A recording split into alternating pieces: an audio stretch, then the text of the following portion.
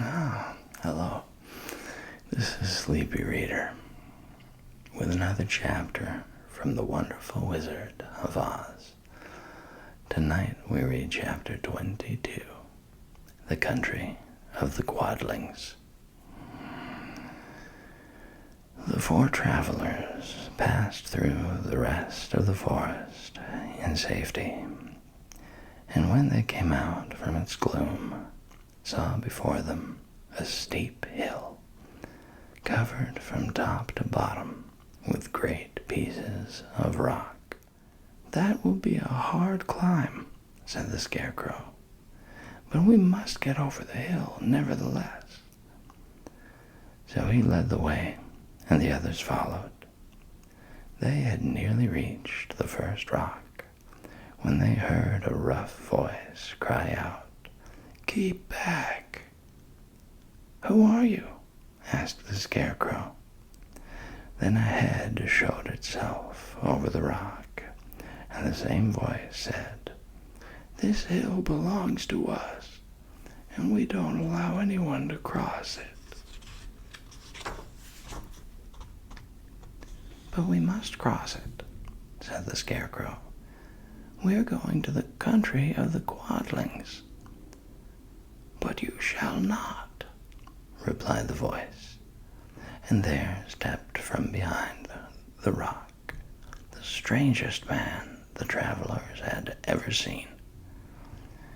He was quite short and stout, and had a big head, which was flat at the top and supported by a thick neck full of wrinkles. But he had no arms at all. And seeing this, the Scarecrow did not fear that so helpless a creature could prevent them from climbing the hill. So he said, "I'm sorry not to do as you wish, but we must pass over your hill whether you like it or not." And he walked boldly forward. As quick as lightning, the man's head shot forward, and his neck stretched out until the top of the head, where it was flat, struck the Scarecrow in the middle and sent him tumbling over and over down the hill. Almost as quickly as it came, the head went back to the body, and the man laughed harshly as he said, "It isn't as easy as you think." A chorus of boisterous laughter came from the other rocks, and Dorothy saw hundreds of the armless hammerheads upon the hillside, one behind every rock. The lion became quite angry at the laughter caused by the Scarecrow's mishap, and giving a loud roar that echoed like thunder, he dashed up the hill. Again, a head shot swiftly out, and the great lion went rolling down the hill as if he had been struck by a cannonball.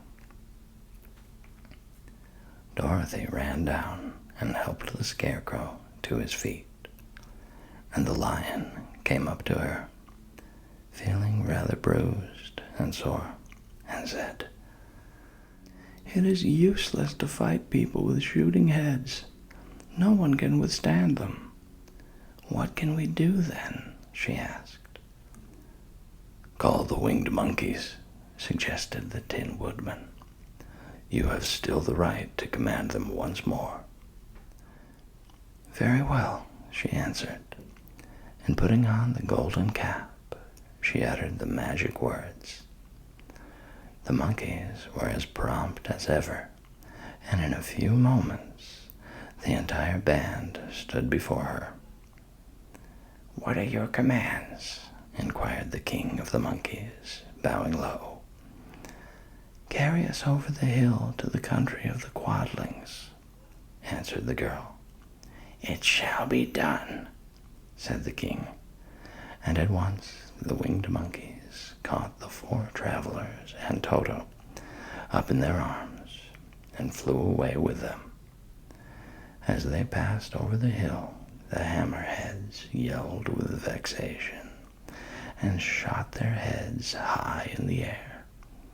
But they could not reach the winged monkeys, which carried Dorothy and her comrades safely over the hill and set them down in the beautiful country of the Quadlings. "This is the last time you can summon us," said the leader to Dorothy. "So goodbye, and good luck to you." "Goodbye, and thank you very much," returned the girl. And the monkeys rose into the air and were out of sight in a twinkling. The country of the Quadlings seemed rich and happy.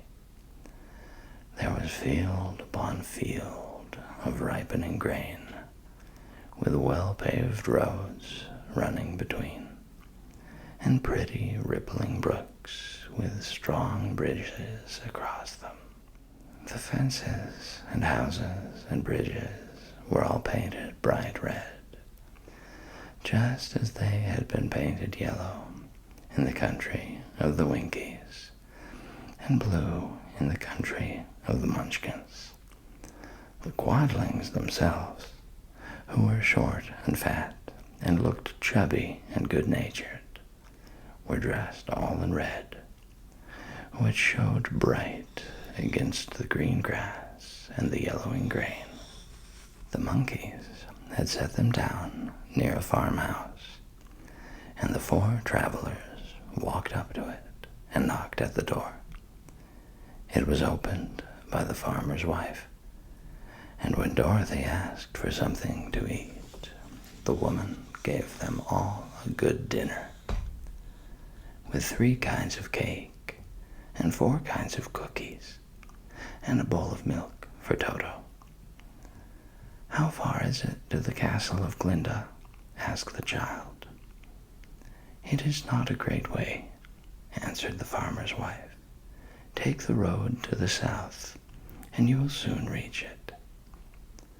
Thanking the good woman, they started afresh and walked by the fields and across the pretty bridges until they saw before them a very beautiful castle.